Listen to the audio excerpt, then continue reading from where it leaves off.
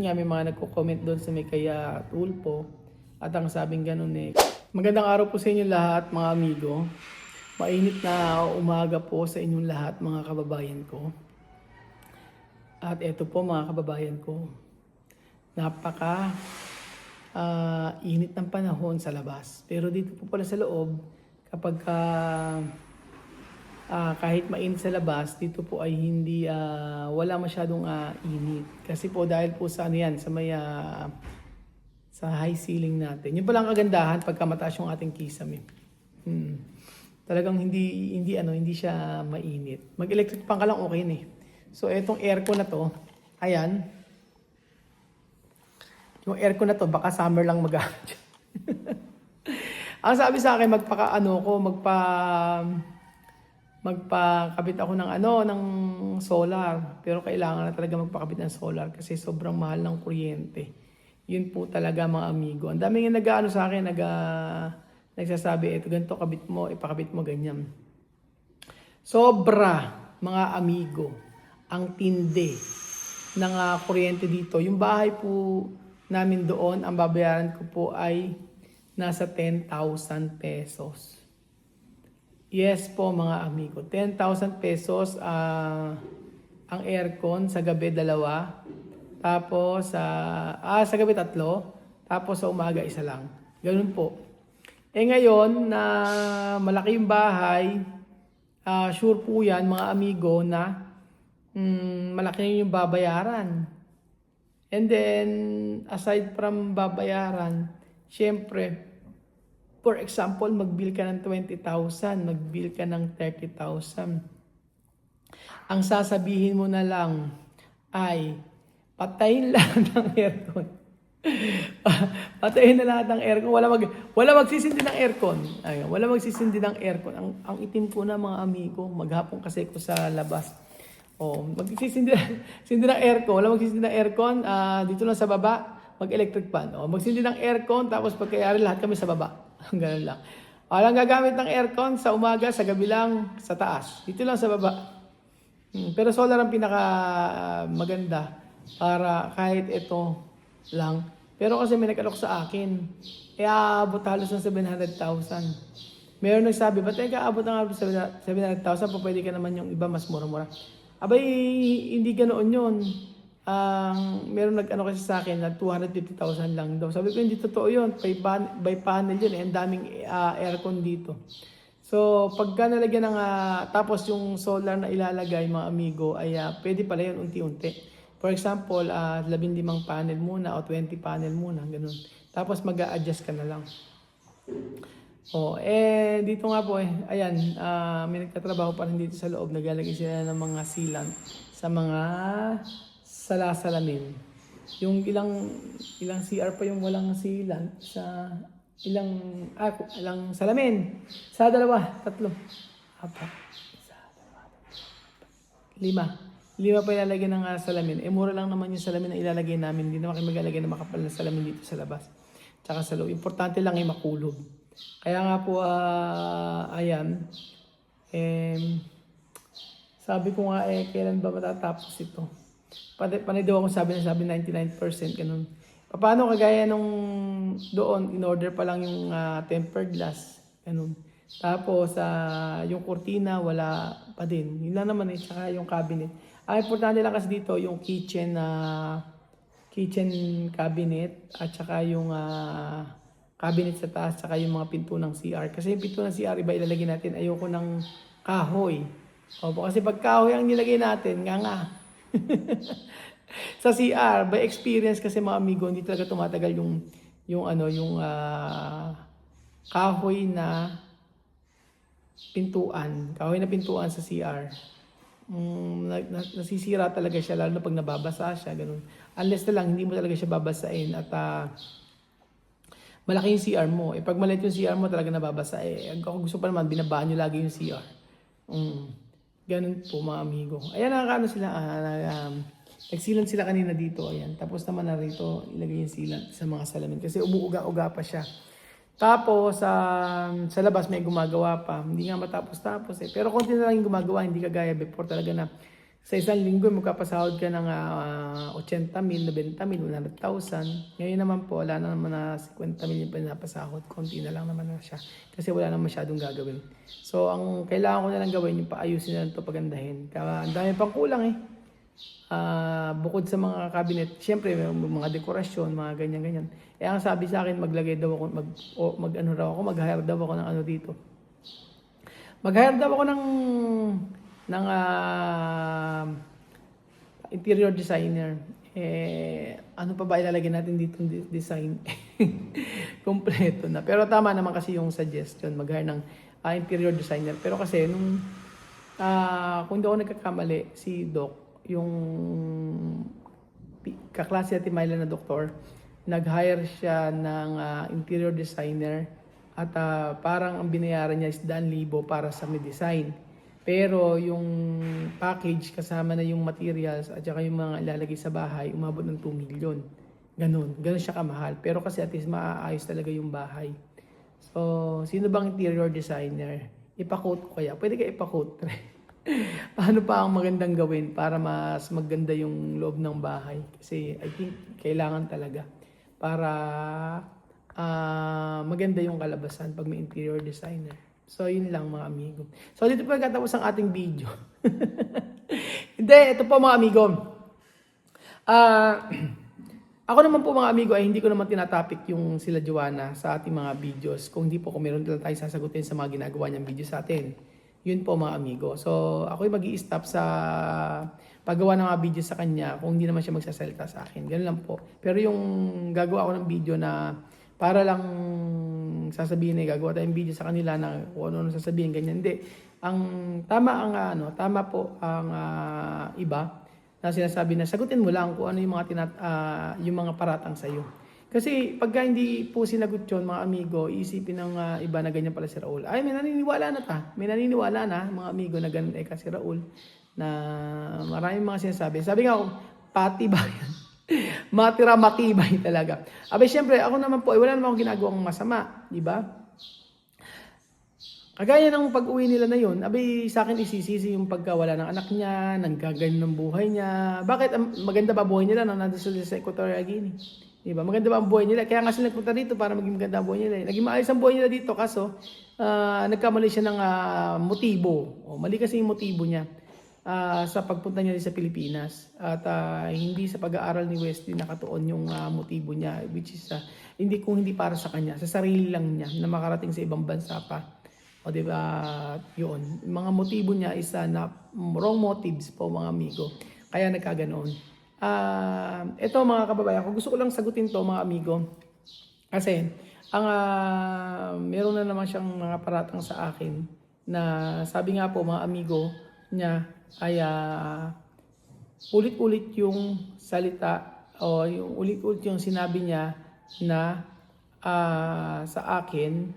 Ay kuya, sa taas ba meron kumpleto na? Hindi pa po sir, hindi pa po. Sige. Wala pa sir. Sige.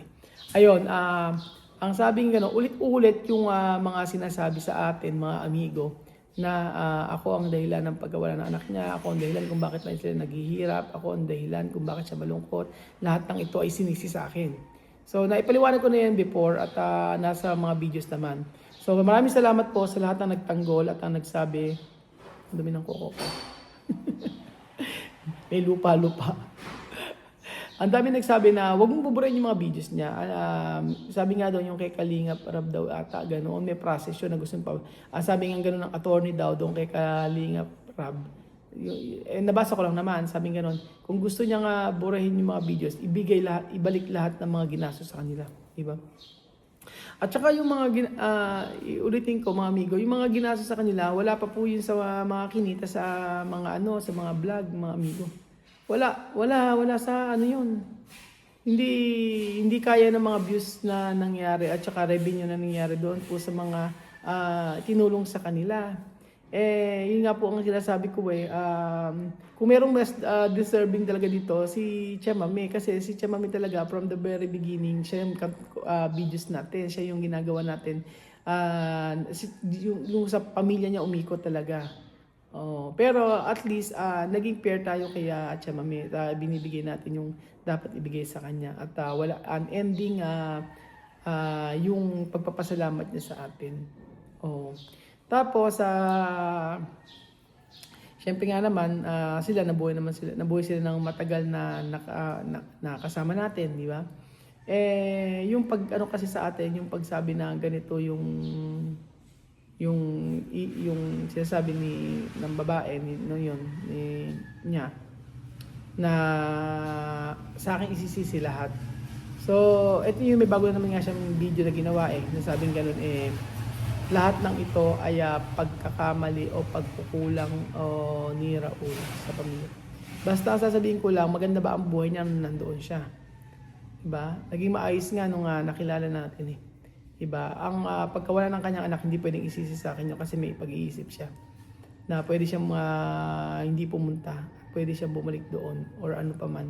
Diba? Kagustuhan ng Diyos yan, hindi ko kagustuhan yan.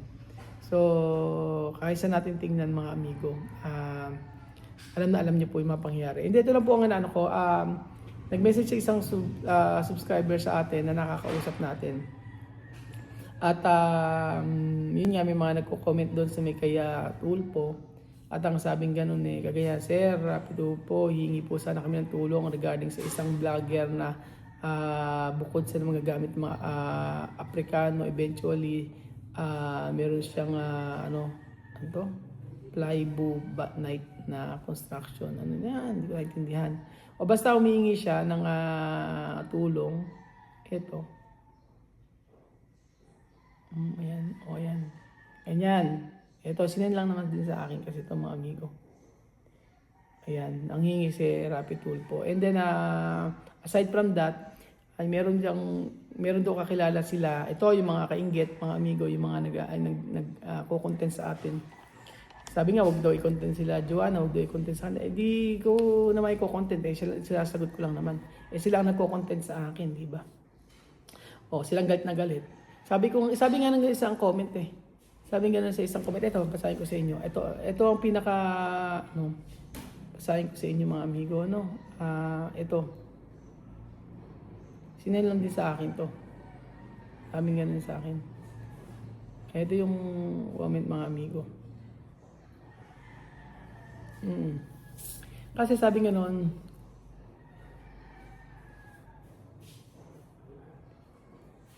sabi nga nito na si Consortia Dacoco, sinend lang din sa akin to, sabi niya. Sinend lang sa akin to ni Mamita, sabi niya, hindi marami ang sponsor ni Joanna at hindi mo rin alam kung magkano ang naubos na pera sa mga yan. At syempre, hindi mo rin alam kung gaano kaswerte mga yan ang na-meet niya si Roel.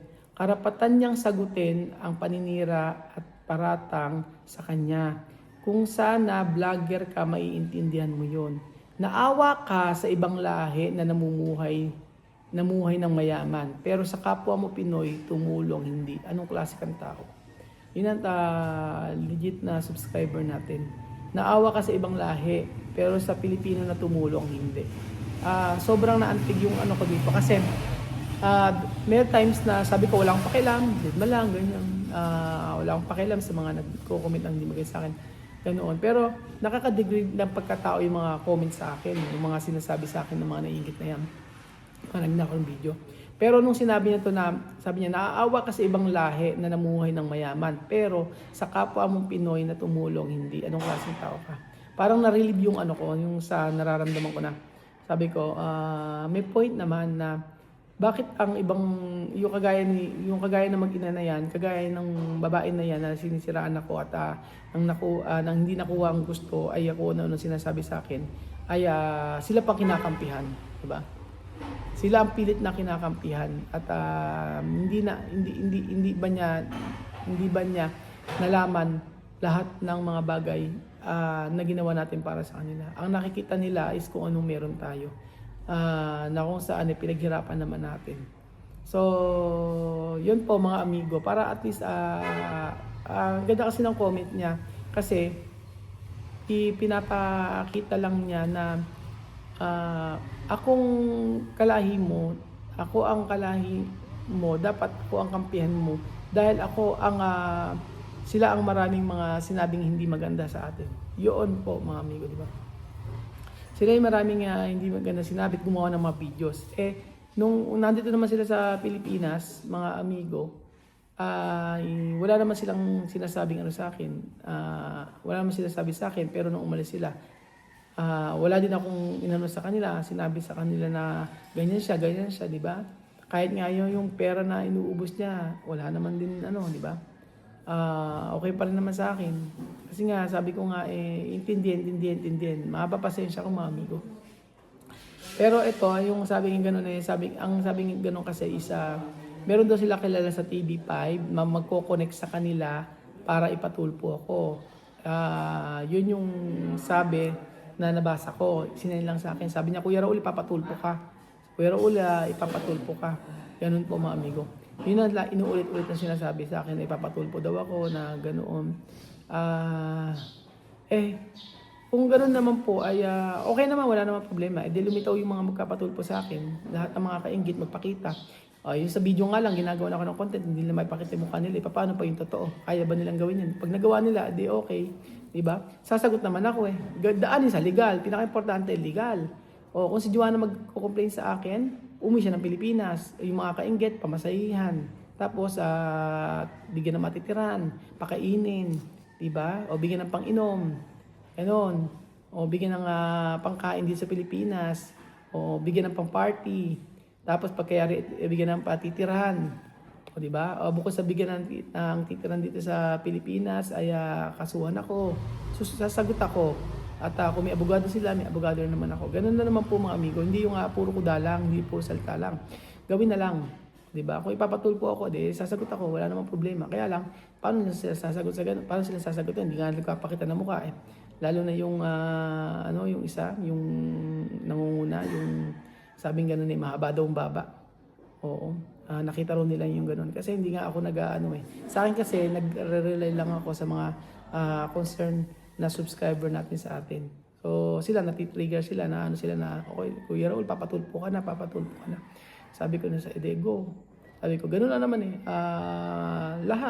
lahat ng mga nagsumbong, din sumbong sa DSWD, sinumbong ako sa ganyan, ay pinagtawanan lang sila. Pinagtawanan lang sila ng mga yun. Kasi syempre wala namang proof. Tsaka ano ba, ano pa bang kulang sa ginagawa? Pagka nagkaroon ng problema sa kanila, sa akin sisisi, ano yun? Diba? Yun, mga amigo. Kaya nga, kung ipapatulpo, nung Monday daw i-connect. Hanggang ngayon, wala naman tumatawag sa akin diba? So, asan nagsumbong? Diba? Kung itutulpo, itulpo nga, wala naman nga pong problema sa akin. Sasagot ako at kakausapin ko. At sasabihin ko ay, pag nakita kami ni Tulpo, sasabihin ko, finally, idol, na-meet din kita. Pahag naman dyan. Lang. Finally, idol ko yun. Idol ko yun sa pag-ayos ng problema. Diba? Finally, idol, na-meet na kita. Pa-picture naman dyan. Pa-shoutout. Pa-shoutout sa video. Shoutout sa mga subscriber natin na Pinoy in Equatorial Guinea. Mamayang hapon. So, thank you so much po mga amigo. At idol, mamimit na kita. Finally, na-meet na kita. Di ba magsusumbong? Wala naman mga tao yung mukha. Puro salita lang, puro kita. Ayun. So, sige lang. Basta daanin sa legal. Ganun lang po yun. Meron pang isa, yung sa may construction daw. So, mga modus. Ewan ko po mga amigo. Basta, lalo-lalo na yung si Gloria Labandera. Grabe galit sa akin. Samantalang wala naman siyang reklamo noon. Wala siyang reklamo noon at nagbigay pa ng $1,000 pang punta ko ng Amerika. Ganyan. Nagbigay ng $1,000. Tapos pagkayari, nung siniraan ako ng siniraan, na kesyo overpriced, ganyan-ganyan. Hindi niya alam may mga screenshot kompleto lahat. So, sabi ko nga, pwede naman siya magkaso. Diba? Ganun lang naman po yun. Daanin sa legal lagi. Kaya, sabi ko, basta pagka nagpunta tayo, papasama na lang ako kay Belinda, tsaka kay Ate Jan, tsaka kay Belgium. Sasabihin ko, finally, idol, na-meet kita. So ayan po mga amigo, thank you so much po sa panonood ng episode na ito at God bless po.